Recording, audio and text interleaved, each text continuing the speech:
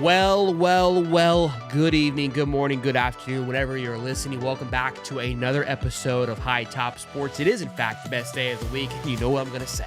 Jam-packed show for you guys stored. Even though we're a little bit of a dry spell right now in the middle of January, we can always talk ball. The football fanatics that are flowing in to hear us just go on and on about the normal things. Offensive coordinator, I know you're sick of hearing about it, myself included. I wish Billy would just come out and say, we're hiring one, we're not hiring one, and we can move on. He kind of did that. Well, not necessarily him, but maybe somebody. We're going to talk about it. The portal movement. If you could give it a grade right now, although it's not technically closed, but it's pretty damn close, where do you stand? Dave has his thoughts and opinions about that. Some big-time names declared for the NFL draft. We'll discuss that.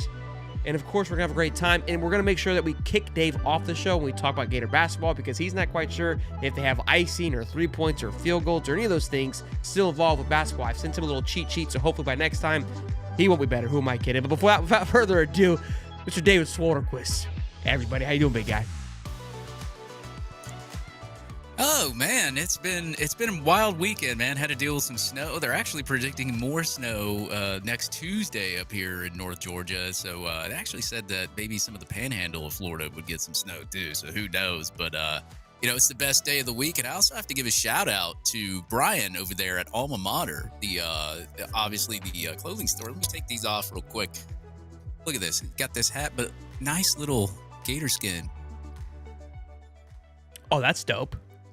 underneath the bill. I kind of like it. I told Brian, I said, man, I like this design. I'm going to be wearing this hat for a while. But hey, man, it's Wednesday. It's high top. Baby, let's get it. Let's go. I love Brian. Personally, one of the most incredible humans I've ever met. Runs Alma Mater. We did a show there last year at the beginning of the year where our very own Cam Parker, who still has not recovered, did an unhealthy amount of smelling salts. Mama Parker almost took us to the dirt on that one.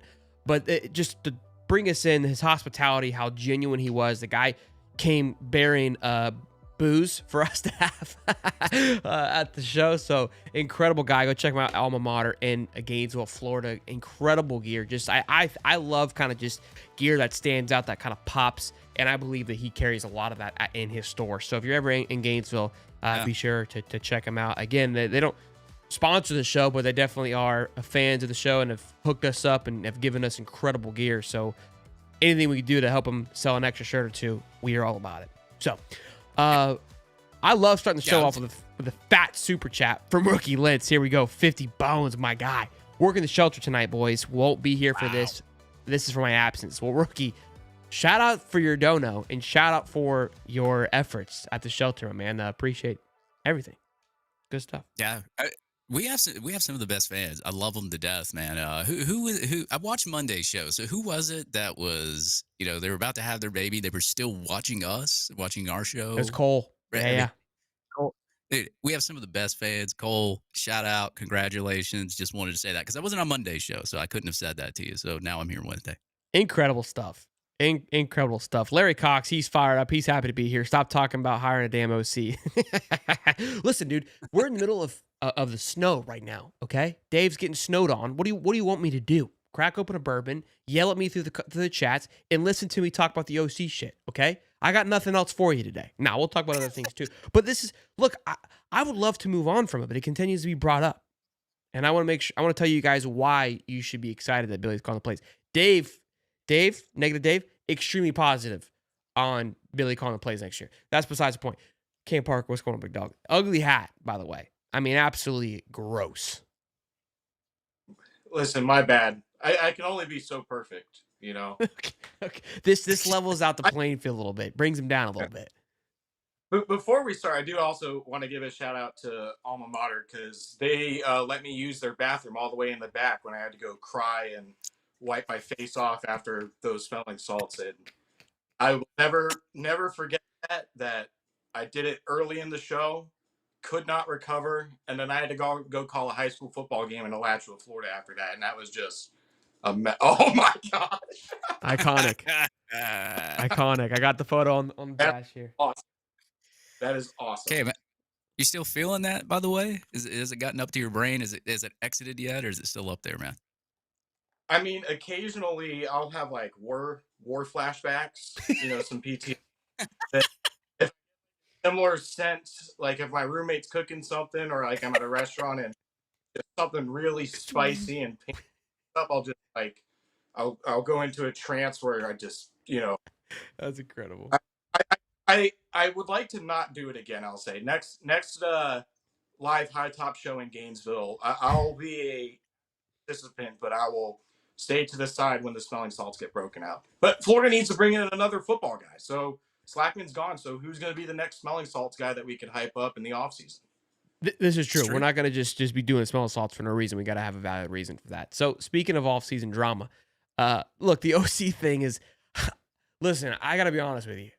I hate putting these things out there. I hate, because I it's what we're talking about. So what do you want me to do? But when I was putting this title together, I was like, we're going to get absolutely blasted. They're going to be pissed. Why are we doing this again? But the news dropped Monday or Tuesday. It came through like everything does. A forum, a message board, what have you, from a booster, that essentially what he's hearing is that Billy will be retaining the play calling. Now, we've said this before. Take everything with a grain of salt. A lot of things happen in the message board. I also read in the message board we were going to play hardball with Deshaun Purdy, not let him go. 24 hours later, he was gone. So read everything as you will. But I wanted to get your thoughts and opinions on this, Cam. What kind of, murmurings are you hearing on this? And then if Billy were to stay, how do you feel on that? Well, I mean, I'm trying to remain the optimist in a Twitter world full of negativity, especially because we're only 3 of off-season workouts and nothing positive is happening right now on Twitter. So, are we stronger yet, Cam? You what? Are we stronger and faster yet? I hope so. But remaining the optimist, look, they haven't hired their GM yet. They're still in the vetting process. Contracts haven't expired yet. They expire in, let's say, the 17th, so 16th or 17th, so about 2 weeks. And again, like my mindset and how I've always felt about it is that when the GM, who it's not going to be a GM like title, but whoever that is, once that gets hired, then everything else will kind of fall into place after that. So, and the NFL season's also not over either. They're still in the playoffs, and I've said this before on the show that if they go get an OC, it's likely going to be from the NFL, either an analyst or a position coach or something like that. So the optimist in me says, hold out, wait for hope. It's not over. Just don't hit the panic button. Don't assume things right now. But the other realistic side of me is we've been through this before with Billy in the offseason. He's very slow and methodical when it comes to making hirings like this. We remember when the hiring process last year, just for example, it took about 2 weeks, it felt like, between Gerald Chapman getting, I'm sorry. Listen, last time I was on the show, when I brought out the short hair and Shelton got mad at me. Okay, so here, we'll much better. Thank you. We'll go backwards. But remember when Gerald Chapman was on campus doing interviews? It took like 2.5 weeks for them to announce it. Recruits were telling us that Will Harris had been hired as the secondary coach 2 weeks before they even announced it. So it's too early to hit the panic button, but I'm also a realist in the sense that Billy doesn't like to necessarily give up control. He's kind of made that actions. They're riding high on a 4-game winning streak, so I'm afraid that they'll fall into the mindset of complacency of, well, now we're winning games, let's not fix it if it's not broken. Well, it's kind of fractured, but it's not broken, so maybe you do want to take a look at it. So it's too early to hit the panic button, too early to completely write it off, but I think the more and more that this goes on, the more I'm of the opinion that it's not going to happen. Let me ask you this, and then I'm going to pass the question to Dave, because Zach brought up the NFL season is still intact, right? Like we could go to the NFL for this position.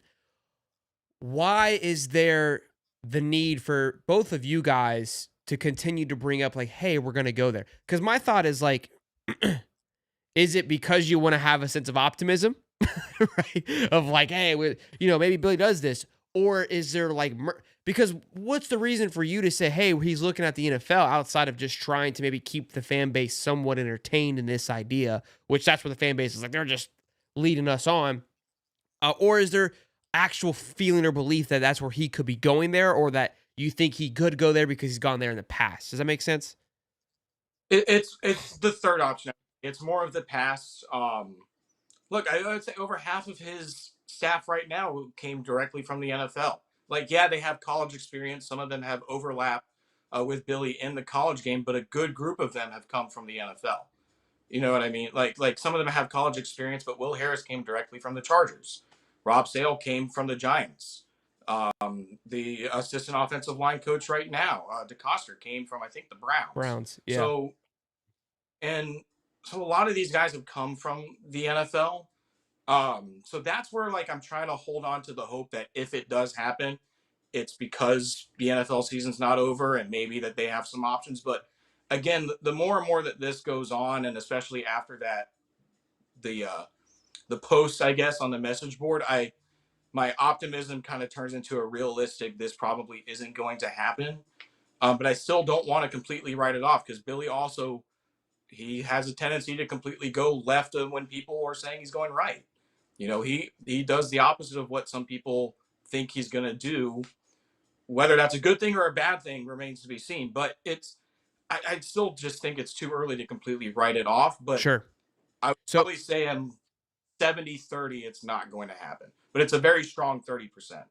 okay, Richard Warren says Ohio State hired Chip Kelly in February 2024. So kind of just going back to your point, like it's a little too early to panic. Look, people say, hey, like we're tired of talking about the OC stuff.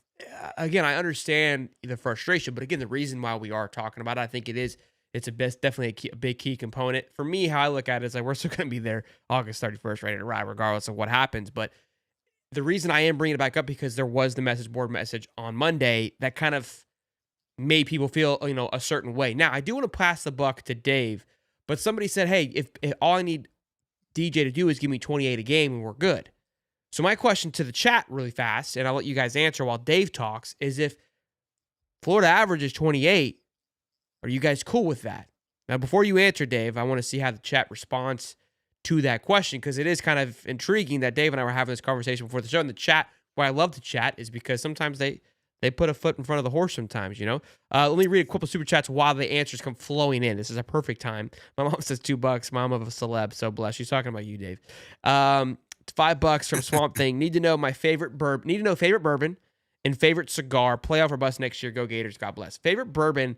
I love the Buffalo Trace brand. I've got my bottle of Bland's right here, and I know this is kind of like cheesy, but the first time I had this like a couple weeks ago, and then we finally found the bottle, which is like creme de la creme. It's hard to get a hold of right now, but I think that makes a phenomenal bourbon or old fashioned and just a good sipper. I love Buffalo Trace. After that, I'd probably Woodford. I liked Angel's Envy for a while, but right now I'm in the Buffalo fam. That's where I'm at. For favorite cigar, I like a good old fashioned. I like Acid. It's like a $15 cigar at Publix. Like I ain't picky. It's got like a nice little sweet tone to it. I'm not that much of a cigar connoisseur to give you a true perspective on it. Bourbon, I have a little more of a better palate, I guess. But definitely 30 plus, 30 plus, 30 plus, 30 plus. Okay, that's kind of, we score 28 and hold our opponents at 14. We're good. Okay, perfect. 28 points game. Okay, so everyone's kind of in that realm of like 28 to 30. We have averaged 28 a year for the last 2 years. That was going to be my spoiler with Graham Mertz at the helm. Okay, and so that's kind of what we're leading into. So now I'm going to pass the buck to Dave because again, you think I'm kidding? Dave was surprisingly optimistic on Billy calling the plays next year. Dave? First of all, my favorite bourbon is sitting right here. Twimpy Whiskey. Shout out to the Pouncey Brothers. Shout out to JF Hayden's over there. Really good people. Got to hang out with them for a night and enjoy me some whiskey there. So I'll go ahead and put that one out there. My favorite whiskey. But yeah, when you look at it, in 2022, you averaged 29.5 points per game. You averaged 28.4 2023. And in 2024, you averaged 28.3. Now, granted, in those last 2 years, Graham Mertz was your starting quarterback. He didn't really get a lot of DJ Lagway. We saw a little bit of DJ Lagway towards the end of the season. And if you want to put this in perspective, I don't really count the Georgia game because he got hurt. Kentucky against Kentucky scored 48 points. You go to LSU, 27. LSU is a tough team. 24 against Ole Miss. They were a tough team. Florida State, 31 probably should have been a lot more if all the blunders were taken care of in that game. Then Tulane, you had 33-8. So you're still kind of hovering in that average there. But also as a true freshman, you're still trying to learn the offense. But as you can see from DJ Lagway, you get more of the explosiveness factor from him. Now, I kind of did some research because I know that everybody's saying, me and Shelp were talking about the show. We said, look, if you bring in an OC, do you really want him to throw a new playbook at a young true freshman that's trying to learn a playbook from Billy Napier or has? Um, do you really want to kerfuffle the offense? You can bring in an OC that can call some of the same offensive plays, that has the same offensive system. And I think where the issue is with Napier is I don't think the offensive system is bad. I think the play calling in certain scenarios is really bad. And I think he doesn't really it's weird. I have no issue with the offense and how it's ran, but a lot of people are saying don't bring in an OC. It's gonna, stop the offense. It's gonna, you're gonna have to bring to a new playbook to another quarterback. Well, if you go back to 2017 when Jim McElwain had Felipe Franks, they were averaging 22.1 points per game. You bring in head coach Dan Mullen the next year, same quarterback, they averaged 35 points per game. So does an OC bringing in an OC really mess up the playbook to where this offense can't get down the field? Or do you I think it's it's just so weird to like kind of think about it because, you know, if Dan Mullen can turn around an offense just like that in 1 year, can a new OC do the same thing? Or you bring in a new OC to a true freshman, now will be a sophomore. Does that mess up the game or does that improve his game as well? Now, you also got to think, too, DJ Lagway wasn't playing the whole year last year, and he wasn't playing the year before. Can you get that points per game over 30 plus? Say you can get it to 32 or 33, and then can you, let's look at what the defense did last year. Okay, they gave up 23 points per game. Can you knock that down to 20, maybe 19, maybe 21?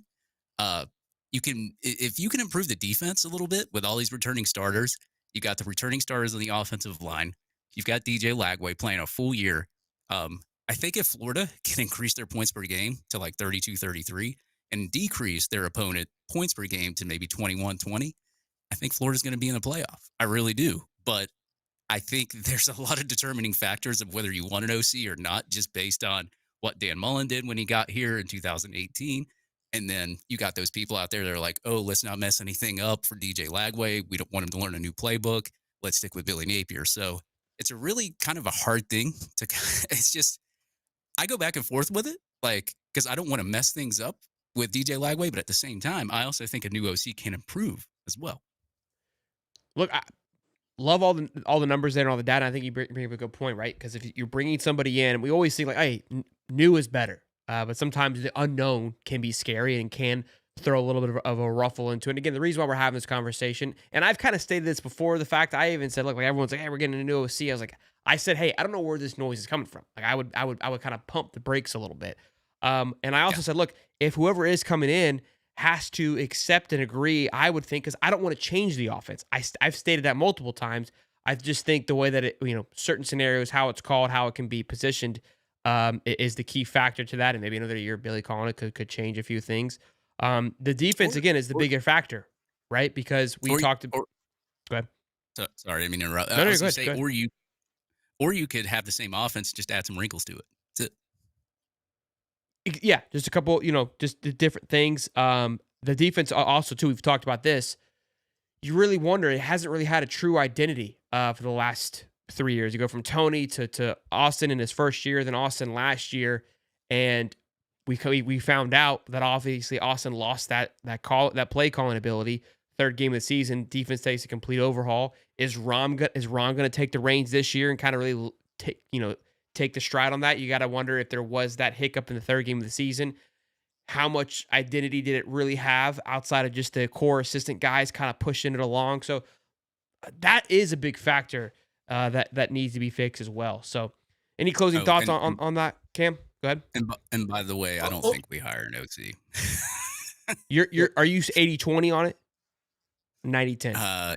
Yeah, I'm like 80-20. I don't think we hire an OC, right, but I could be wrong. So I would also argue this too. Like, again, I've been pretty critical of Billy in his tenure, especially early last season. I've been pretty critical of the offense, but you take away some of the really bad defensive performances over the last 3 years, the OC noise isn't as loud as it is. Sure. You know what I mean? Like, you look at the end of 2023, it was the defense that was losing the games. The defense lost the Arkansas game. They lost the LSU game. They lost the Missouri game. Those are 3 games, and you kind of look at that and go, well, the offense definitely has a lot of potential, but how much of that is Billy calling plays holding it back? The scheme's okay. It's not necessarily, great, but it's good. It's good when it's in DJ Lagway's hands. It's good when it's consistent, but the consistency has always been the issue.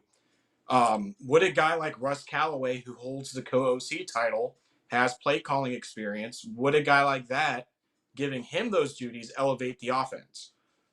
Shelton, I know we talked about this when we talked about the coaching contracts. Another wrinkle of that is if you decide to go hire an OC and he agrees to run your style of offense, is not being able to hire his own assistants going to hold him back? Yep. Because they have coaching contracts expiring in 2 weeks. So I don't want to say it's a mess because this is kind of regular in college football. These things happen. But there's a lot of, I guess, options to go forward with it. And to me, the clear one is someone else other than Billy has to call plays. I would rather, honestly, Russ Callaway have the same offense and call the plays than go hire someone and completely overhaul everything and put a wrench into Lagway's development and Agreed. kind of mess up with, the guys that the one guy that they brought in offensively on the portal, I should say. But kind of put a wrinkle into how they built their team because they hire a new offensive coordinator with a new scheme. I would rather someone who's consistent with the scheme, but his own wrinkles elevate the offense, and he doesn't call jet sweeps on 4th and 1. You know what I mean? He calls the right plays at the right time, the ones that make the most sense. So high successful plays. Look, I think we'll wrap it up with this and put a cap to the OC noise. The one thing you can't argue is the lack of coaches that are making it to championship games that are calling their own plays. The last to do, I think, was Jimbo Fisher. We talked about that in a recent show. Look to the NFL, Kevin O'Connell. Big time games, a lot of thinking, a lot on your shoulders. Can you make a big time call? Sark, I believe I said it. We talked about recapping that game in Texas. That 4th down goal line call was atrocious.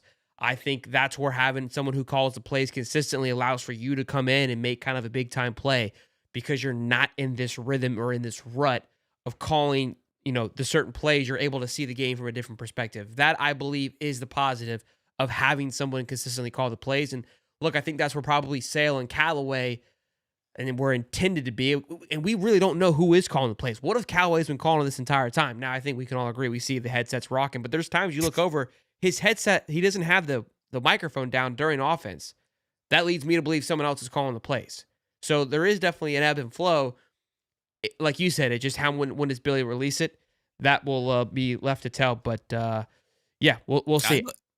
I'm okay with scoring 29 points per game as long as the defense dramatically improves. Cause if the defense is only allowing like 18 points per game or something like that, then you can score 29, 30 points per game on average and win just about every game on your schedule.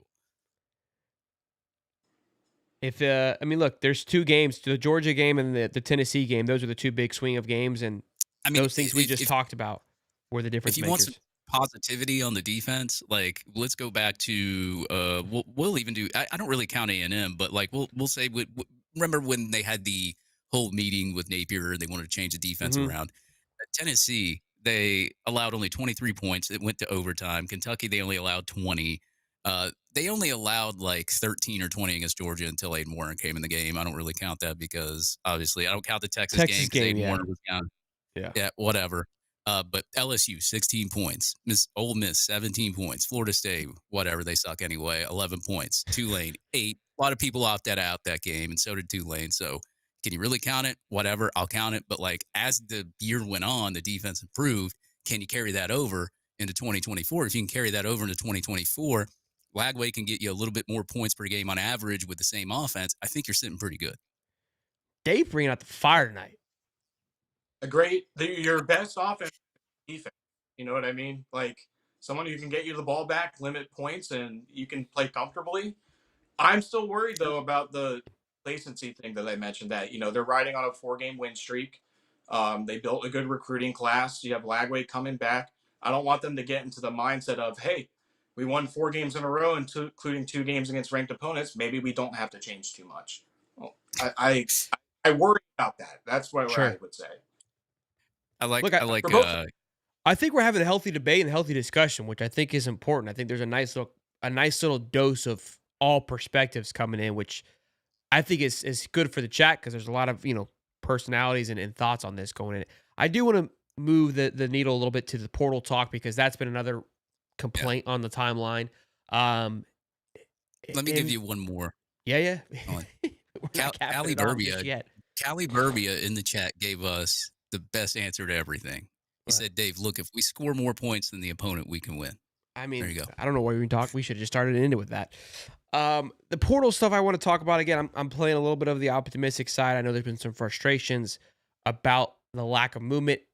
It's technically still not closed. Seems very glim to where we're going to close out on this portal with big time moves. Again, there was a lot of noise that before the season ended that Florida was going to be extremely aggressive, spend all this money in the portal. Now that was before the recruiting class closed the way that it did. I think it closed a lot stronger than people I think aren't truly comprehending.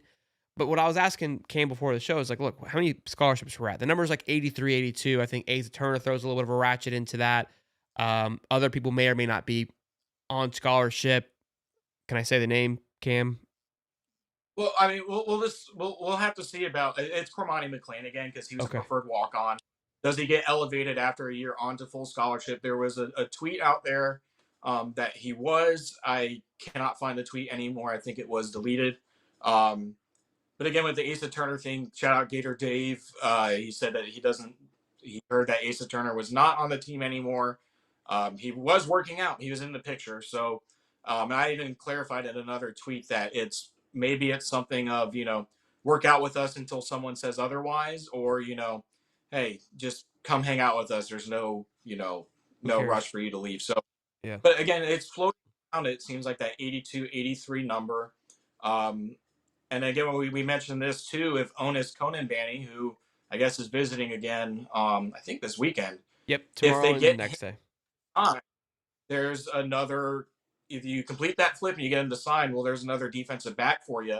Do you want to even look in the portal? Because you got a lot of good young guys who are ready to play now. That's the other thing too. Is I know Gator fans roast Florida State and whatnot, and for building a team out of the portal, and people make fun of Clemson for not being active in the portal, but I think Florida's kind of found a decent balance of filling your gaps with what you need through the portal instead of going all out and pushing guys out to make room for other people. I think a lot of their roster attrition is done. I think that they're for the most part done losing guys. Maybe could lose a couple more when the spring portal reopens and guys realizes their roles aren't as big. But again, I'm glad that they're not doing this complete 20-player transfer portal class overhaul where they're getting positions that they need to get filled. Now that doesn't change the fact that they've had some misses. The Keyshawn Silver stuff was a disappointment. That's a guy that you wish you could have gotten. The Deshaun Purdy stuff, I know that wasn't necessarily Florida's fault, it seems, because somehow there's miscommunication about his role on the team, and he decided that being a Gator wasn't for him. But that's also kind of frustrating that that communication at some point wasn't clarified. And even some of the misses at receiver too, where you had a few guys early that you didn't get, and then the NC State guys this week, the defensive backs that didn't even make it to campus, and they committed elsewhere. Yeah. That's not to say that Florida's sinless, because I think that they're doing a decent job. They've had a lot of misses, and it's frustrating. But spring portal opens, you still have that, so you don't know what's going to happen. So I Yeah, kind of there's like your. also. Go ahead, Dave. I was just gonna say that also you're hearing about some of these coaches like maybe Dion goes to the NFL or maybe Belichick goes to the NFL. What if that happens? Then that opens the portal up for those guys for 30 days on Sark, those rosters Marcus Freeman. and stuff. Yeah, I mean anything can happen between now and the spring portal period too. But I mean I'm just throwing that out there. I'm not saying that that's gonna happen, but it could. So this your perspective is where I was at. I was like, people are like, oh, we haven't done enough in the portal. Like there wasn't much to do in volume wise, right? But I will still say, like, hey, there's been some misses. I think the Keyshawn Silver one, but we also don't know the perspective on these guys. Like, what was Florida's opinion on the need of Silver? We have an opinion on it, but they know their guys and who are filling that role better than we do. So, like, look, 80, is he a 70-30 on how much we want to push and pursue this guy? Those things we don't know. The cornerbacks, yes, big time misses. I think we can all agree. I think there's a lot of talent in that room, especially if we sign Onus. There's a ton of talent, ton of potential. And so maybe that's where they're like, hey, we would love to get this guy on campus, have a conversation, but we feel really confident in this youth group. Again, I don't want to hear, we can't have the excuse so like, hey, you can't live in the youth world every single year, right? That is another thing. So wide receiver, I feel very confident in the wide receiver room. I even said it, the offensive line, I feel really good about it. I know people wanted to tackle. I was like, you can't just, it's not make a way. This isn't Burger King. You can have it your way. I think you've recruited and developed and worked on guys, so you're not constantly living in the portal. Something else to note, again, these are things where I think Billy's methodical movement kind of pays off is another future move. Dave sent me an article that they're working on passing that the transfer portal is going to go from this 2 times where it's 30 days and 10 days in this December and April to a one-time cycle for 10 days. If that happens, that changes the whole game to where the portal is still important, but you're not doing a full overhaul because you just simply don't have the time. The competition's going to rise. The conversations are going to have to thin out very quickly. You're not going to have all this time like you do now to make those kind of movements. And I think that's a good, nice, healthy balance, right? And so to me, it's like, again, like you said, like you want to build through recruiting and add key pieces, which you could look. I think the quarterback one was a huge miss, especially given if something happens to DJ, you drop off tremendously. And again, adding a DB or a defensive line and a DB, which were the other 2 big needs that I think we should be going after, would be huge to making you feel extra confident going into next year of like, yeah, we've got a nice healthy base, a lot of young talent where they can fill those needs. But I think the DePurdy one was the biggest loss, in my opinion. Yeah, I would agree so too, just because of the history at the position from last year and the fact that it was one of the first checks or one of the first boxes that they checked off in the offseason. And the way he left too is kind of frustrating because at that point something happened with him believing that there was going to be a competition for quarterback and there wasn't. And again too, you still got the spring portal. If this was 2015 instead of 2025, I don't think anyone would be panicking. You know what I mean? Like they're kind of playing in a pre-transfer portal world where they're making some additions like grad transfers and whatnot, but they truly believe in their core group of redshirt sophomores and true sophomores who have been developing for 2 years who are now ready to step in. What was the point of recruiting Caden Jones at right tackle if he's not going to be ready to play this year, right? What was the point of recruiting Mekhi Boreau and DeAndre Robinson if they're not ready to take on a bigger role in year 2? What was the point of recruiting Jameer Grimsley if there wasn't, if you weren't going to redshirt him and signing Kermani and giving him an opportunity, chance and let him develop and prove himself? At that point, your argument is mute, and then you're going and you're playing like FSU where you're living and dying by the portal. So I again, it's frustrating with some of the misses, but I like what Florida has done so far, and they're still in a position where they could add more when the spring portal opens. I totally agree. I want to do one last thing on this before we move on because I think this is yeah. So Clemson right now, Dabo, people are hyping Dabo up, calling him the portal king. The guy's brought 3 in. he's brought 3. He's brought 3 in. And if you look at the perspective of Clemson in the portal, like, man, Dabo's out there cooking. Even Clemson's doing work. He's brought 3 people in because he's still in that old way. And look, he's been criticized. He's brought 3 in and finished damn near 40th in the recruiting class. Like, that to me is like where you can utilize it to build. But it's just funny how perspective. I was thinking about this today. I was like, man, you look at Florida timeline, you would have thought we went 2-10 and lost in the Pop-Tart Bowl. You know what I'm saying? Like, that's how sometimes it feels. And I'm not saying that what we did was something to write home about either. Don't get it twisted. But I mean, let's take everything in perspective. We could have been 2-10. Could have lost in the Pop-Tart Bowl. could have been a lot of things. You should see the UNLV fans right now. They think they're on top of the world. They're like, man, we got that #1 class in the G5. And I'm like, all Mullen's doing is taking all his guys that he had before, bringing them over there. Now, that will probably improve their roster just because they're in the G5. But it's like, I'm not – UNLV fans are in for a surprise, man. At least your offense will be good. You're muted, Sheldon. Can't hear you. Brendan said that's infinity times how many portal guys Dabo had before. Look, I get it. It's a big move for Dabo. Okay, I understand it, but just so because he didn't do anything the year before and he does something now, it makes it greater. No, it's better than previous Dabo, but you're trying to put him into a camp of like, oh, he's out here just pouring on everybody. Well, no, he's doing better than what he was doing. He's not out pouring. All right, Dave, we're gonna put you on mute now because I do want to talk about the basketball game a little bit. We want to start following this team. We didn't talk about it much last year, but it's definitely going to be part of our conversations moving forward. We'll have a show on Saturday. They play Texas at 4 p.m. Yeah, Dave, just drink. I do want to talk a little bit ball with Cam. Ugly game following MISSOU 83-82. It's like baseball. There's so many games. I never really panic. I like watching these games in conference play. Always testy, but we got out play. We got out physical. Here's my concern, though. Here's what I want to bring up. Been a big fan of Todd Golden. Think he's done some great things.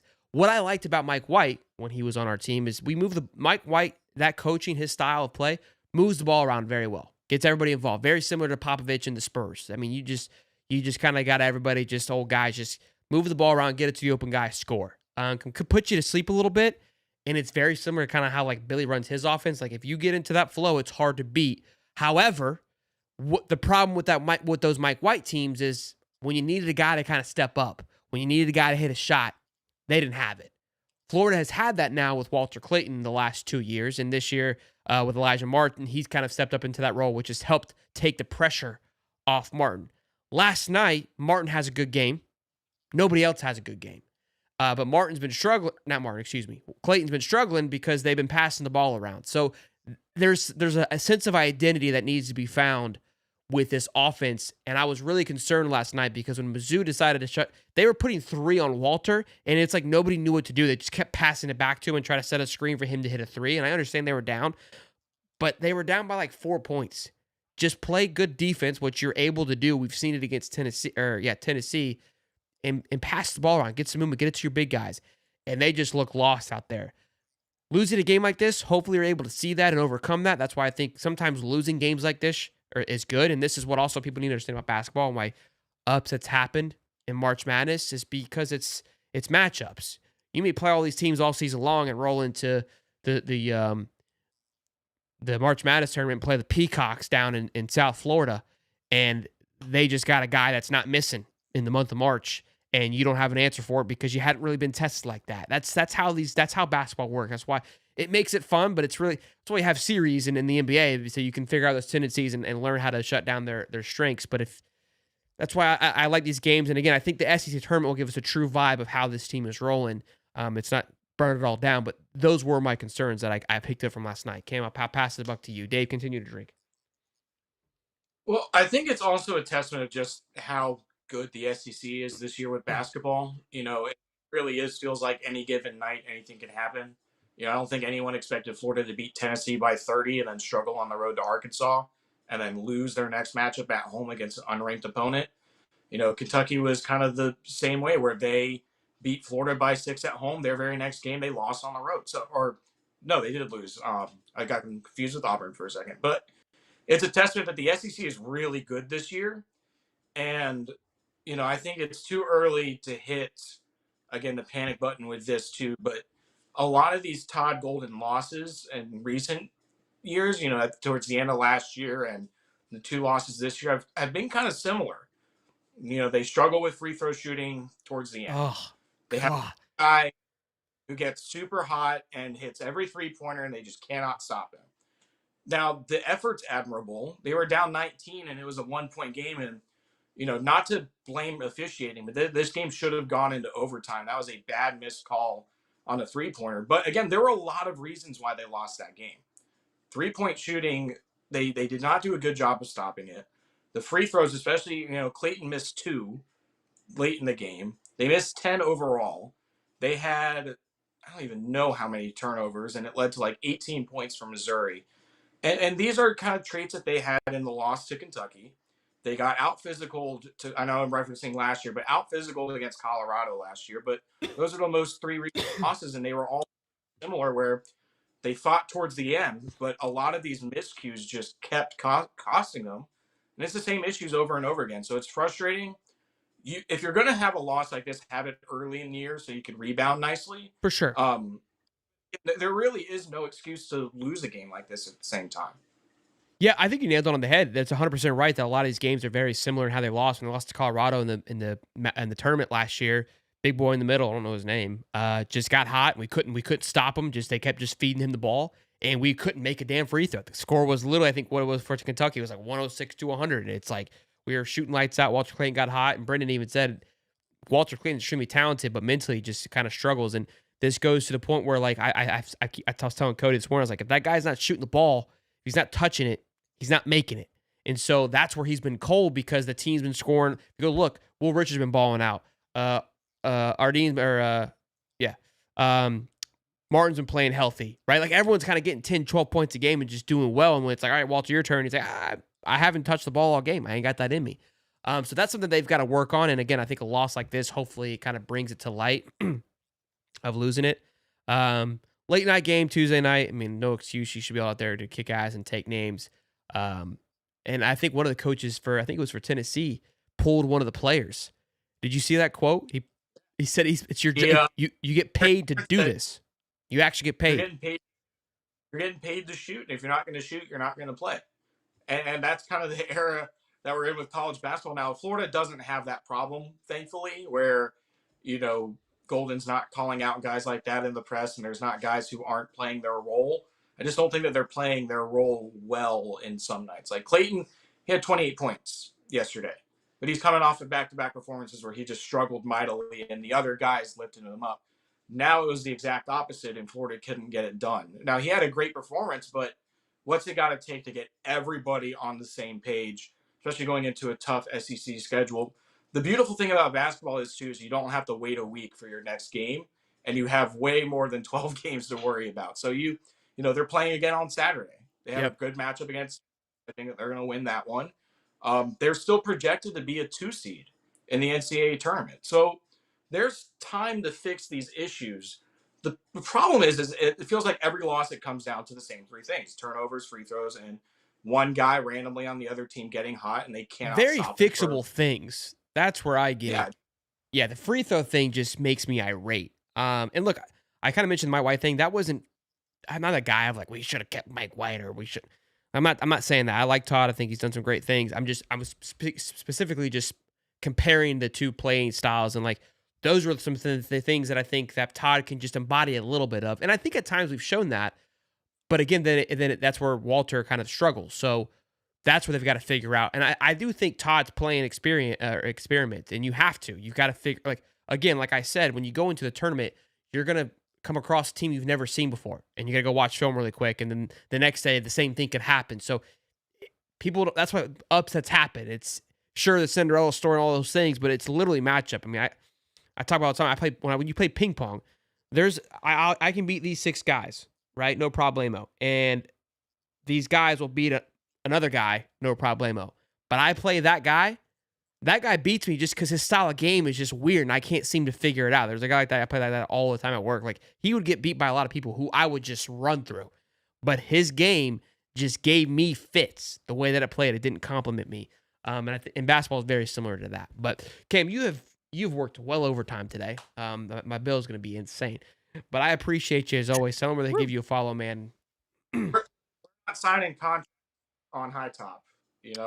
We're not doing that now. I love it, man. We'll tell them where they can give you a follow, man. And I appreciate you as always coming on and chit chat with us. Yeah, I'm on Twitter at CamParker25, and then Sports Illustrated with SI Gators.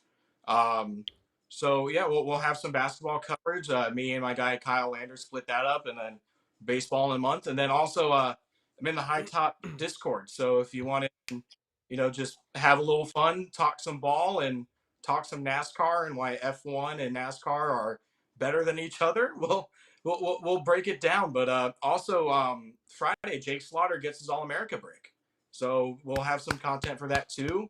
Finally, some positive news on the horizon. No, everyone's been losing their mind over the OC and basketball and Purdy and everything, but we got something positive. New All-American break outside Friday.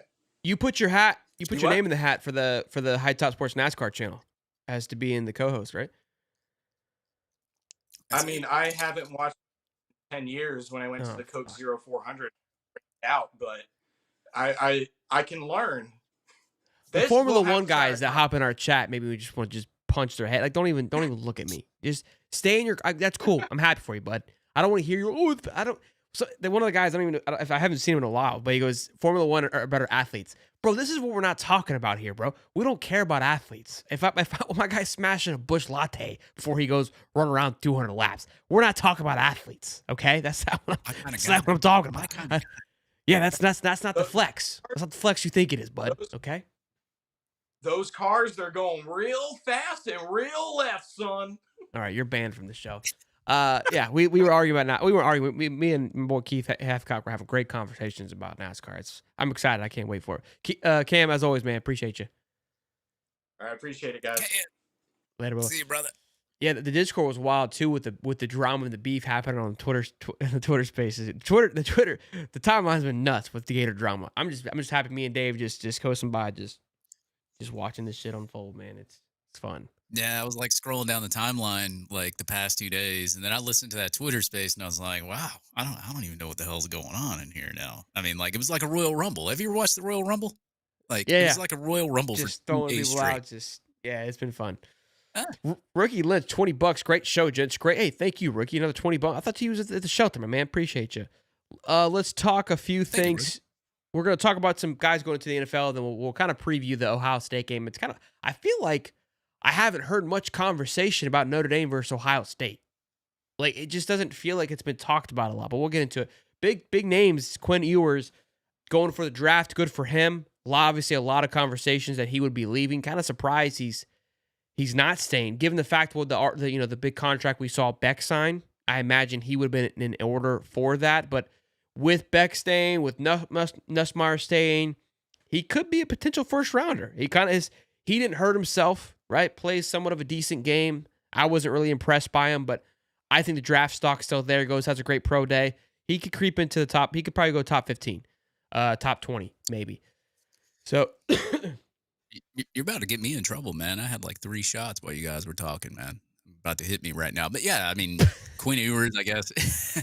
I guess Texas fans are happy right now because it's Arch Manning season now, so they get to see Arch Manning and everything that they think he was going to be. I guess coming out of high school, he had like a perfect 100 or 101 5-star grade. So he's supposed to be this animal of a quarterback. So I mean, if this is true, it's Arch Manning season, and hey, Texas might be back in there in that playoff. They've been recruiting really well, and I'm not a big Arch guy. I think he was a little overrated in high school, but now he gets to prove himself, and maybe he can make me put my foot in my mouth or something like that. But yeah, I mean, it's interesting. Like I when I saw that news, I was just like, wow, he's going to the draft, and yeah, and this alcohol's just been hitting me, man. Are you like, serious? Did you take that many shots?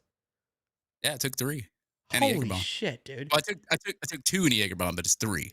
Yeah. Oh my goodness! You got me in trouble, man. You got me in trouble. You got to pay for an Uber to get him to his bed. Let me see. I read a thing. Viewership has been down for the playoffs. I'll talk about that in a minute. Q says he's not going first round, bro. These teams are crazy. I don't think he's a first rounder, but I believe, given that he's going in there, you got to think he thinks he's going to be a first rounder, just given the circumstance. I don't think he's a first rounder, but I believe. I don't either. I mean, we've seen teams do crazier. Another big name that I don't have the graphic for it because F them. He might be second. I would assume second, maybe. I'll look at a mock draft while we talk about the next guy. Trevor Etienne declares for the draft. Now, I was talking to a Georgia guy, and I go, look, man, I think this was not a push out thing, but he's looking around, the talent coming in. He was slowly losing his job, and I don't think he wanted to be on that list of moving elsewhere. I think if he put his name out there, I don't think he would have been much of a hot commodity. I could be wrong. I know people think I'm hating on him. I'm not hating on him. I looked at his potential draft stock going into this year. He's projected to go 7th round. That was as of today before the show. And now, if he comes back, will he skyrocket that thing? I mean, Blake Corum went 3rd round last year. I don't think he comes back and projects him or, ejects himself to a 3rd rounder. I think he plays another year. He stays at Florida. I think he goes 4th round. I'm probably biased, Yeah. but I genuinely believe that. Definitely think he hurt his draft stock a little bit, but ultimately I think that running backs have lost their juice. Jameer was a last first round running back. I think after Bijan, right? It was Bijan then Jameer, or was it Jameer then Bijan? Maybe Bijan went after Jameer. I think it was Jameer then I Bijan. can't remember. Yeah. This year will be Ashton Genty, probably to the Cowboys, what it's looking like, unless the Cowboys trade up and do some things. But yeah, Trevor Etienne has declared for the draft. And look, good for him. I mean, he got to put SEC champion at the bottom of his goodbye letter. I think he had more for him. But yeah. Yeah, well, unfortunately, they don't ask about an SEC championship in the NFL draft. So I know a lot of Georgia fans are like, "Oh, well, he got an SEC championship," and I'm like, "Okay, well, having an SEC championship and getting the participation trophy because everybody else helped you on that team against Texas, and you just kind of helped run the ball to get the winning score. Cool, you won the SEC championship, but." Nobody's going to really look at that. They're going to look at like, okay, well, what did you do at Florida? What did you do at Georgia? How many yards per game did you have? That kind of stuff. And then, and of course, your combine and how much you bench, all that other kind of stuff. Now, if he has a killer combine, then he can improve his draft stock a little bit. But I mean, yeah, I don't understand why he went into the draft. Now, like as you said, maybe he didn't want to be that guy that's like, oh, I'm going to transfer to a third school. But with transferring to a third school actually have helped your draft stock or not, that's the thing. And I don't think we're giving Jabbar Jalouk enough credit. I mean, that coach right there, and I will say Jabbar Jalouk has done a phenomenal job with our running backs, and he's gotten the most production. I mean, dude, look at it. Like a lot of these running backs, these aren't these big 5-star running backs coming out of high school. Now, I'm not saying that they're not talented, but I mean, look, they've done a good job of evaluating running backs, and Jalouk has done a lot of good things getting production out of these running backs. I mean, like Montrell Johnson, everybody was like, well, ETN's better than Montrell Johnson. And they were saying that. And then he wound up in transfer. But like Montrell Johnson's been a pretty productive back. Now, he got the most out of him. I think he gets the most out of all the backs, if you ask me. Like, that's just my opinion. I think Jalouk is a great coach. And I talked to Waltez Clark's dad over in DM. And I said, you've got one of the best running back coaches in the nation coaching your son. So you're very lucky. And he agreed with me. So he loves Jabbar Jalouk. Mark says he can't pass block undrafted free agent. Yeah, it's possible. It's possible. So I looked at the mock draft for quarterbacks. So right now, Quinn Ewers is favored to go 50 first. So Cam Ward first at 1, Shador at number 2, possibly number 3 to the Giants. Then Jalen Milroe. It says basically it's a ceiling and peak. So peak 8th, 21 is the floor, I guess. So that still would be a first round. Quinn has it at 51, peak 7. I assume that's what it's talking about, but that's second round. I think with a good pro day, he could move up into the first round. He's in front of Jackson Dart, Will Howard, Dylan Gabriel, and Kyle McCord right now. I think Will Howard, early prediction, could be the best quarterback that comes out because of where he lands so late in the draft. Could be, very similar to, I don't know, I can't think of anybody right now. Like I feel like quarterbacks are kind of just a little wonky at the moment, but sit behind somebody and have some success if he's able to sit behind, anybody. I think honestly he'd be a great fit at the Chargers. Go sit behind Herbert and just work with the Harbaugh. That would be a steal for them, and I think that would be a big help for him. Same thing with Jackson Dart. I think Jackson Dart, I don't know. Jackson Dart doesn't really knock my socks off. Dylan Gabriel, I feel like he could be. I mean, this is a horrible comparison. Marcus Mariota obviously came out, was supposed to be the guy. But yeah, this draft class, man, wow, not the sexiest. That's for damn sure. Cam Ward, Shador Sanders, probably. Obviously your 2 biggest high points, and then after that, Milroe hasn't looked very promising, and Quinn, Jackson, Will, Dylan, Kyle, in my eyes, could use. I know they're out of time, but could use another year in college. Like it would benefit them to play for another year in college to just get them more comfortable. I think they're all going to be great backups next year. None of these guys are going to be game changers, in my opinion, year 1. Yeah, I mean, Cam Ward going number 1. I know Miami, and this isn't me being biased, Miami or anything like that. I'm throwing that out the window. I don't care because I think Cam Ward was a phenomenal college quarterback. I think he was great. He's definitely a game changer for any team. But like a lot of the stuff that he did in college, like he would get pressured. He would never throw it out of bounds. He would try to make a big play out of something. Like you can't do that kind of stuff in the NFL. You're seeing with Caleb Williams, you can't sit in the backfield for 45 minutes and just run around. Right. Yeah. Right. Right. So it's very different. So I don't know if he's going to have success in the NFL. Maybe he sits behind somebody. Maybe they get him used to not doing the same things as college that he was doing in college. Maybe he starts throwing the football out of bounds. Like I know with Tim Tebow, when he went to the NFL, they were saying, "Hey, dude, your throwing motion sucks. It's too slow." So he tried to improve his throwing motion. It got quicker and everything like that. Unfortunately, it didn't work out for him. But I mean, maybe he sits behind somebody and in the NFL and maybe he learns from them. Maybe he is a great NFL quarterback. I don't know, but like just from what I've seen just in college, that stuff ain't gonna work in the NFL. But great, phenomenal college quarterback.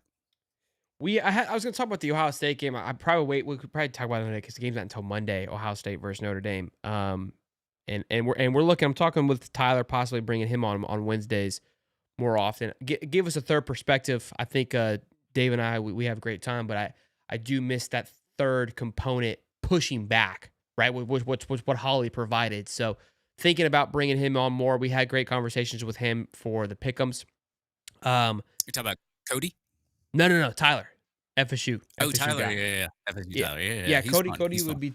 Yeah, he's very knowledgeable, very informative.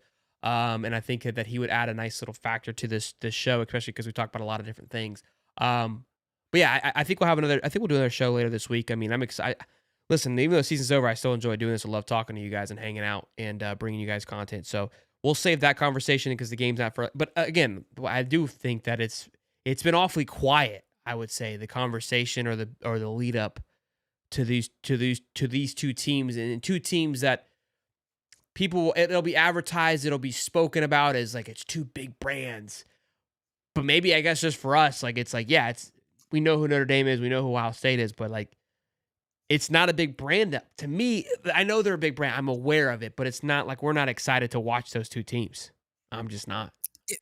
Yeah, I mean Lou Holtz added a little bit to it today with what Little he spice. said on video. Yeah. Got a little bit of spice to it. So at least they're trying to like, kind of promote it a little bit more, having Lou Holtz saying whatever. He said he wasn't going to show up to the game. Now he's like, now I'm showing up for Notre Dame. And God bless Lou Holtz, man. Love that guy. Dave, time to hydrate with some water. This draft will be O-line and front seven draft. Dude, I am not going to lie. I'm really buzzing right now. I'm not going to lie. That's incredible. What was the last comment? Boy or girl? Oh, yeah. Tim Tebow announced that he was having a baby yesterday. So fantastic. 18 years, boys, you got more out of me because I'm going to wait and make sure that he becomes a Gator before I hang up my cleats. So kudos to that. Another shout out. Gator Dave's got Cam Jackson on Gators Breakdown too. So y'all great go stuff. That'd be fantastic to hear about Cam again. I feel like now out of that Gator cusp, and finally getting to really kind of talk about his time here and what's expected going into the draft. So Cam, always going to love that guy. I've had him on the show as well. Phenomenal young man. Wish him nothing but the best. But y'all be good. Fantastic weekend of NFL playoffs happening. Those should be fun to watch and get a hold of. A lot of great games lined up that, kind of had a little lopsided this past weekend outside that last game. But this weekend really ramping up to be a good one. And then, of course, on Monday, it closes out with the national championship. And basketball's still cooking. I'll see you guys Saturday. We'll definitely do a recap show on Saturday talking about the Gators basketball. Really going to, like I said, be more invested in that. We haven't done it in the years past. But I know there are people that like it, and I enjoy ball. I enjoy getting back into it and talking about it. And Dave drinks during it, so it all works out for everybody. I appreciate all the comments as always. Didn't get to quite 200 likes for Dave to shave his hair off, but 150 we'll take it. And I've been slurring my words and everything else. I'm gonna go to bed with this guy tonight. So. Y'all be good. I love y'all. Smash the like button, subscribe. Peace and love, baby. Call me old-fashioned, boys. Hey, we got the bourbon hookup. Go check it out. Mark Scott. Shut the hell up.